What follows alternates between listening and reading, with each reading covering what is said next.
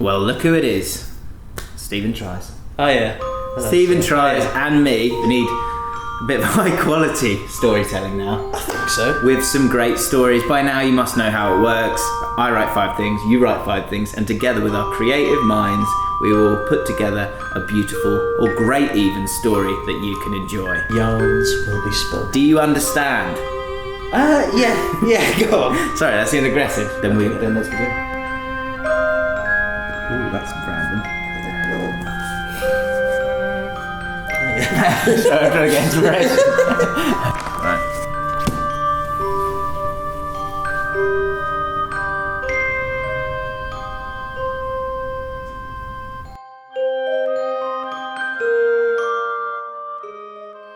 Start with Once Upon a Time. Now, once upon a time, James and myself, we were a little bit bored.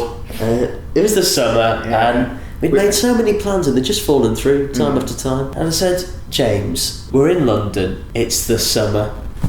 Why don't we go to the carnival? Yeah. And I was pushing it. I was like, no, let's start that skipping troupe again. And you were like, James, that's a shit idea, leave it. We've been there, we've done that.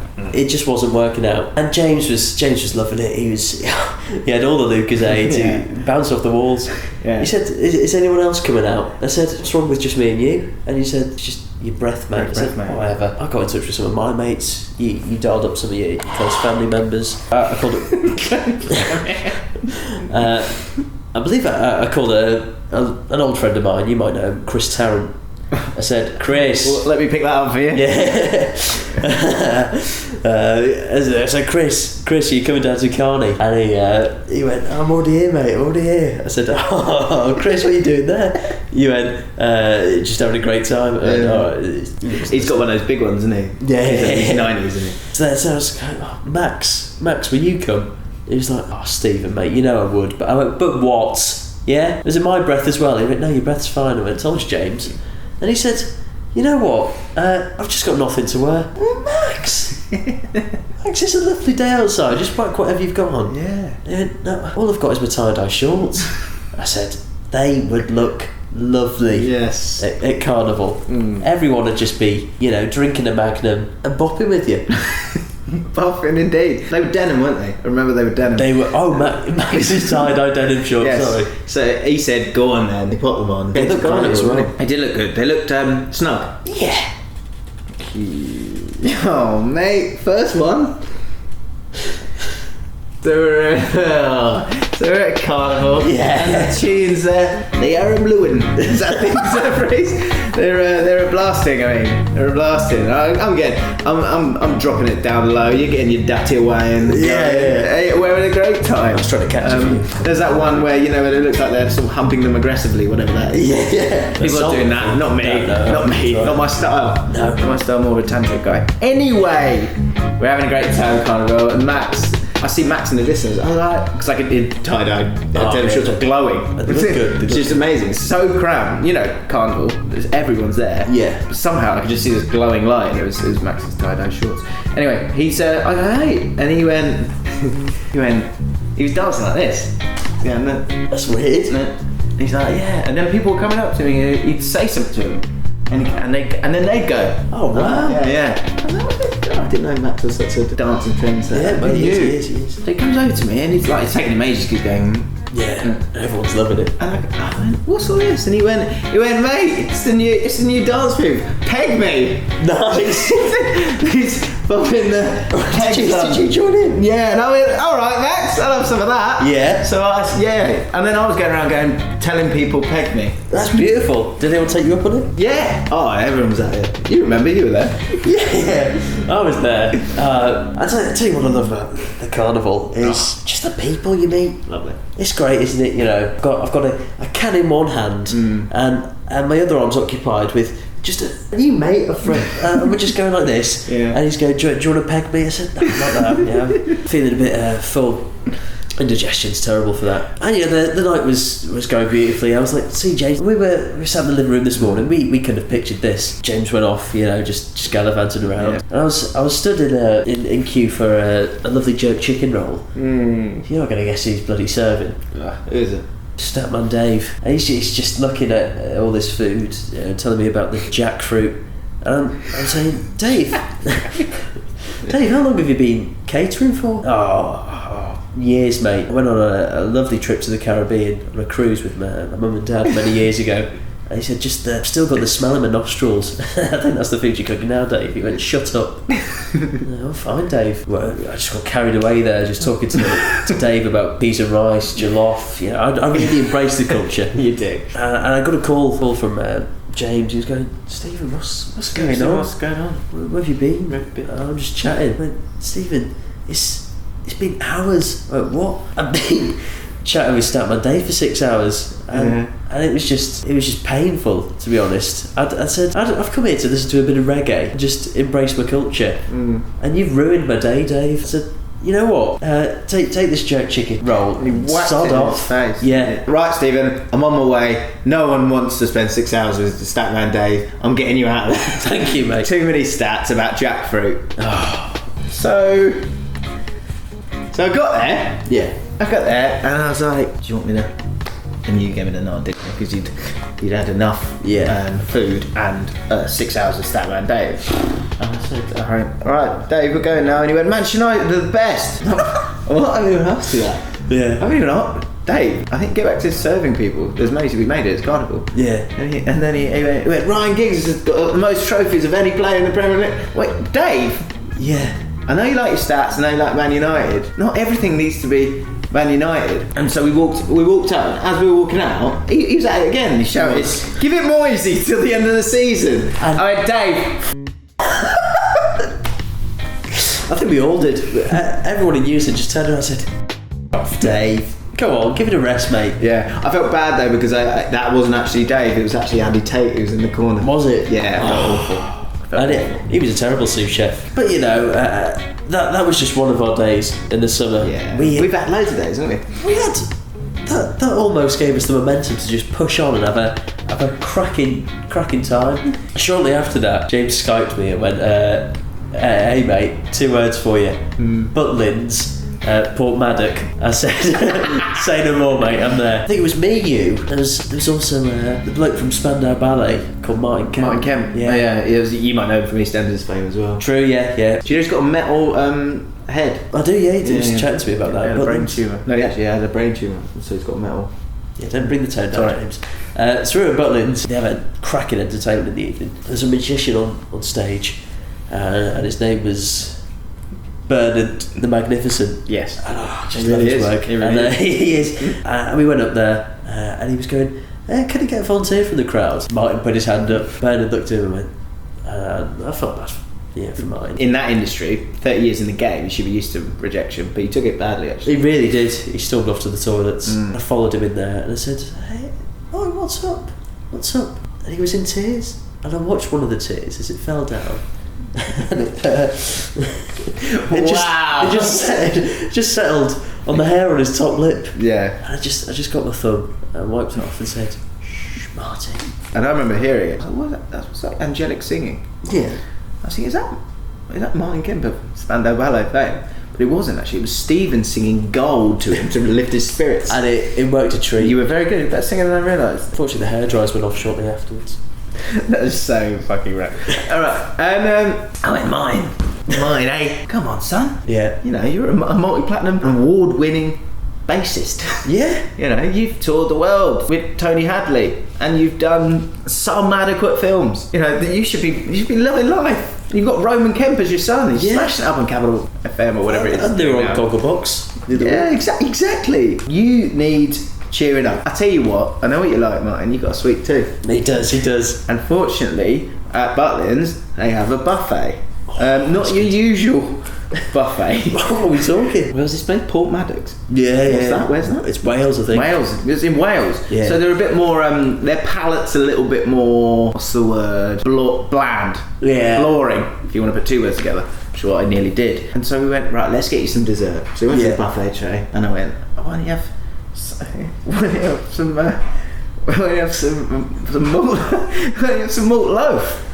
You love an old school dessert it's not really a dessert, it's more of a breakfast. I went, Martin, meet me halfway then, mate. You've got Madeira there, you've got ginger cake, you've got Battenberg, and you've got a malt loaf. And Martin went, well, a Battenberg is ridiculous. He's putting marzipan around the thing. Madeira cake is a bit too much for me. I don't like ginger, and that's not a malt loaf. I went, what? And it wasn't. It was a lump of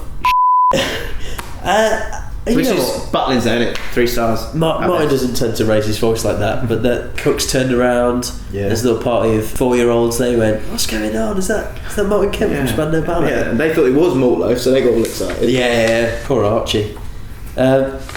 But that's what happens in Portmaddock. We didn't go back after that. We just got in the car and headed off. Martin's concerns over the hygiene were merited. Yeah, so we left. He left a scathing review on TripAdvisor. And the taxi driver got it in the ear. It wasn't their fault, but he just went on at them. Credit to him though. At that point, we'd had a bit of a low in the summer. It just wasn't going well for us. I said, James, we need to get back to our roots. We need to get dancing. James turned to me and went, one word: Creamfields. I said, yes, James. Yes, I can't wait for that. We booked our tickets. Stand up. We just had a great time, weren't we? Yeah. We went to all the good acts. You were in that hat and those funny glasses. Yeah. I pretend it's a disguise, but it gets me noticed more. But you borrowed Max's denim shorts and the tie-dye. It was beautiful, actually. Yeah, and then it kept falling down. They did. Mine Kemp didn't come. He was still upset about the malt loaf, rightly so. Yeah. He said all those muddy fields is just going to give me PTSD. I said, all right, Martin. Suit yourself. Probably not your kind of music anyway. No. But we were watching Fatboy Slim. He was just tearing up the decks. He was doing this, doing this. Yeah. You see that thing where he goes, and then it drops. Yeah. And everyone's going, Norman. Yeah. And I was having a really good time. He was pointing out, I love that stuff. Yeah. You Stephen Chow? I said, not now. And then all of a sudden the power went out. Yeah. What's going on there? And someone had knocked the lead out. It's the one lead that they have at Creamfields. Yeah, that's so annoying. See, they should have a backup. They really should. They must. They said, what happened there? Did somebody knock it? And they went, it was Laurence Mckenna on an electric scooter. That div. He is such a fashionista, even with his vehicles. Yeah. I said, get yourself a Corsa or something. Can't drive. Yeah. Poor lad. But I don't know how we got in there with that, but it was him. Yeah, I believe it was. So it was. And so that's Laurence Mckenna, the Laurence Mckenna. Yeah. And then it became this big scandal. People were kind of like, that Laurence Mckenna needs to be stopped. So there was this whole witch hunt. Everyone's trying to find Laurence Mckenna, but because he's on a scooter and everyone's like in wellies and stuff, but he was quite good. He was able to get away from Creamfields. So I was like, Laurence Mckenna, he's a bit of a foodie. Yeah. Where can I find him? Because he's going to have to go somewhere. Although he can stay in hiding, he's got enough supplies that meet his artistic needs and palate. What could I suggest? Butlins in Portmaddock. Yeah, so we went there first, and Martin Kemp was there. Oh, God. And I was like, Martin, Still really? I've got time for this. I've got to find Laurence Mckenna. Have you seen him? And they said, oh, he's in the Sainsbury's local. What? I went, Sainsbury's local? What's he doing there? Oh, it's one with a it's got all sorts of different niche meats and fish. Oh, okay, because I know for a fact, we all know. Yeah. Laurence loves high quality Parma ham, but he also loves raw fish. So we headed over to Sainsbury's local, potted about a bit. Yeah. Surprisingly, really, for Sainsbury's local, for them to have it. But then I looked over the counter of the meat counter. Yeah. I went, ha! It wasn't there. Oh. Then I took about 3 yards to the left and looked over the fish counter, and there was Laurence Mckenna in just behind Sainsbury's fish counter. Yeah, he was there. You went running over to him. Thankfully, I'd stayed outside because I'd spotted the scooter and I'd sort of held it just in case he tried to get on that to escape. Smart. So I was livid, we were having such a good time. Anyway, Laurence comes out. I say, you were bang out of order today. He went, what? I said, at Creamfields, James and myself were there having a lovely time. Sure, James's pants were around his ankles, so what? Laurence said, why didn't you buy a belt? I said, I'll give you a belt. Yeah. Laurence went, what? You what? Yeah. I said, don't come at me like that. You've ruined a good day for upwards of 10,000 people, probably, maybe more. And Norman from Fatboy Slim, or the Fatboy Slim. And Laurence was, I've never seen him like this, but he was getting really angry with me. And he was just clenching his fist. And I said, I've got an AS level in psychology. I can see you getting angry right now. Unclench those fists. And Laurence just pinned me up against the wall. I went, don't tell me what to do. and that was just red rag to a bull to me. Yeah. And I just went for him. And it was just, you know, a foray of limbs. And I just booted him. And Laurence just screamed, going, not my sunburned shins. And I said, yes, right in the sunburned shins. Have another. I think you held me back at that point because I was just shin kicking him to the curb. And then the police, they arrived and took him away. Luckily for him, he took 3 bags of fish with him, which was... That's probably why they took him. Yeah. Thief. Yeah, double crime. That was about midnight, wasn't it, by that time? Yeah. Tired. Oh my. That's so good. I went to Stephen and I went, do you remember this? I said to you, it's been a long summer. Yeah. It has been a long summer. It's a bit emotional. But my most favourite time was the carnival. And let's just go back there and just drink it in. It was the final day of the carnival. Yeah. And actually they were just packing up by this point. Dave was just there. Dave stats. Yeah, exactly. Talking about take-ons. And so we went, let's just go back there. I want to be in a spot where I feel good about life and the joys of life. And we got there and people were packing up, a lot of different food stalls and stuff like that. And then I saw my good friend we'd had a great time with briefly, but it was great to see him again, Ainsley Harriot. Oh yeah, he's sound, isn't he? He's a lovely guy. He said just, hello boys, I'm just packing up. I'm going back to mine in a minute. Are you thinking what I'm thinking? And I thought, yes, I am thinking what you're thinking, Ainsley. Thank you very much. And Stephen was like, yummy. Yeah, yes, please. yes, please. Don't believe my luck. Yeah, so we went back to Ainsley's and we did what we do every carnival, Stephen. And we can only do it with Ainsley. We have a bath with Ainsley Harriet, but there's always that conversation, isn't there? Like, do you have a quick shower first before you get in the bath? Because if you're sharing a bath, there's things you got to be careful with, and it's the same conversation every year. I'm sick of having it with Ainsley.